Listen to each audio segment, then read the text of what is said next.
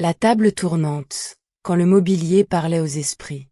Pendant des décennies, la table tournante a semé le trouble dans les salons d'Europe. Des familles entières, des scientifiques, des écrivains et même des personnalités célèbres se réunissaient autour d'une simple table de bois dans l'espoir d'entendre la voix des morts. Était-ce un phénomène paranormal, une illusion collective ou un mystère encore inexpliqué? Retour sur l'histoire fascinante de la table tournante, cet étrange objet devenu l'un des symboles du spiritisme. Au milieu du XIXe siècle, un phénomène étrange traverse les États-Unis avant de gagner l'Europe à une vitesse fulgurante. Dans les salons bourgeois comme dans les campagnes, une mode aussi mystérieuse qu'inquiétante s'installe. Des personnes se réunissent autour d'une petite table ronde, posent leurs mains sur le plateau et attendent. Au bout de quelques minutes, la table semble s'animer. Elle tourne. Elle tremble. Elle se soulève parfois sur un pied. Certaines frappent même le sol de façon régulière, comme si une intelligence invisible cherchait à communiquer. Personne ne comprend réellement ce qui se passe. Les sœurs Fox, le début d'une révolution spirituelle. L'histoire débute en 1848, dans la petite ville d'Hittsville, dans l'État de New York. Deux jeunes filles, Margaret et Kate Fox, affirment entendre des coups mystérieux dans leur maison. Rapidement, elles mettent au point un système de communication. Un coup signifie oui, deux coups signifient non, plusieurs coups permettent d'épeler les lettres de l'alphabet. Selon elles, il s'agit d'un esprit cherchant à raconter son histoire. La nouvelle fait sensation. Des milliers de curieux affluent pour assister à ces expériences. En quelques années, le spiritisme devient un véritable phénomène de société. Quand toute l'Europe se met à faire tourner les tables. À partir de 1852, la France, la Belgique, l'Angleterre et l'Allemagne découvrent les tables tournantes. Le succès est immense. Des salons mondains organisent des soirées entièrement consacrées à ces mystérieuses expériences. Même les journaux relatent les manifestations les plus étonnantes.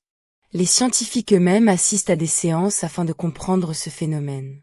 Pendant plusieurs années, les tables tournantes deviennent presque un divertissement à la mode. Mais derrière cette curiosité se cache une véritable quête, celle de savoir si la mort est réellement une fin. Comment se déroulait une séance? Une séance suivait souvent un rituel bien précis. Les participants s'installaient autour d'une petite table légère, généralement ronde et en bois. Toutes les personnes posaient délicatement le bout de leurs doigts sur le plateau. La lumière était souvent tamisée. Le silence était demandé. Puis venait l'attente. Après plusieurs minutes, certains affirmaient ressentir une chaleur inhabituelle, des picotements dans les mains, une sensation de courant électrique, un léger engourdissement des bras. Puis, parfois, la table commençait à bouger. Le langage secret des tables. Les esprits étaient censés communiquer grâce au mouvement de la table. Plusieurs méthodes existaient. La plus connue consistait à compter les coups frappés. Par exemple, un coup pour oui, deux coups pour non, trois coups pour je ne sais pas. Pour les messages plus complexes, un participant récitait lentement l'alphabet. Lorsque la bonne lettre était atteinte, la table frappait un coup. Les mots se formaient ainsi, lettre après lettre. Certaines séances duraient plusieurs heures. Les tables qui couraient dans les salons. Parmi les témoignages les plus insolites figurent ceux décrivant des tables devenues presque incontrôlables.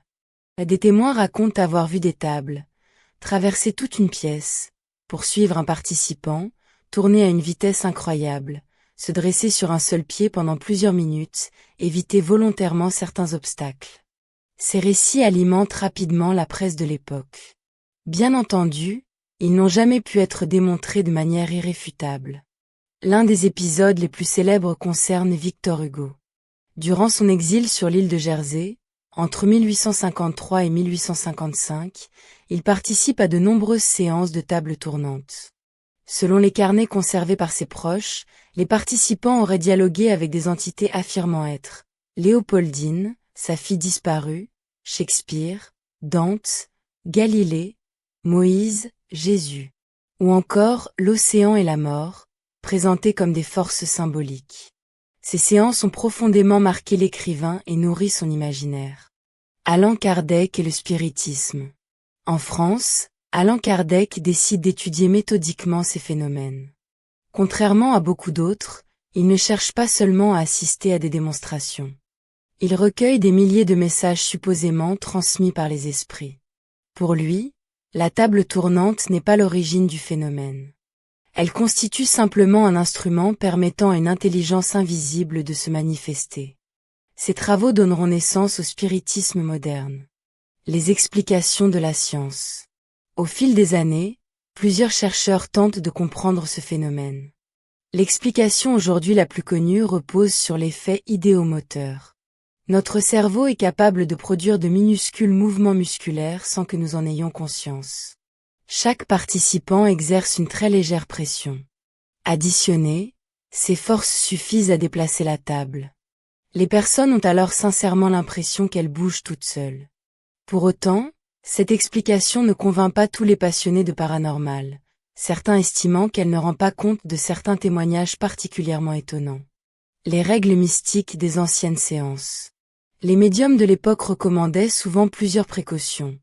Ne jamais pratiquer dans un état de colère, éviter les personnes cherchant uniquement à se moquer, toujours remercier les esprits à la fin de la séance, mettre un terme clair à la communication avant de quitter la table. Ces recommandations relèvent des traditions spirites et ésotériques. Elles ne reposent pas sur des preuves scientifiques, mais elles ont largement contribué au folklore entourant les tables tournantes. Le déclin, puis le retour du mystère. Au début du XXe siècle, les tables tournantes perdent peu à peu leur popularité. Elles sont progressivement remplacées par d'autres supports, comme la planche Ouija, jugée plus pratique. Pourtant, elles ne disparaissent jamais complètement. Aujourd'hui encore, certains groupes de passionnés perpétuent cette tradition, tandis que les historiens y voient un fascinant phénomène culturel mêlant croyance, psychologie et besoin humain de comprendre l'inconnu. Une énigme qui traverse les siècles. La table tournante demeure l'un des symboles les plus emblématiques du spiritisme. Pour les sceptiques, elle illustre la puissance de l'inconscient et des mouvements involontaires. Pour les croyants, elle représente un ancien moyen de communication avec l'au-delà. Une chose est certaine, qu'elle soit considérée comme un simple phénomène psychologique ou comme un véritable pont vers l'invisible, la table tournante continue de nourrir les récits les plus fascinants de l'histoire de l'ésotérisme.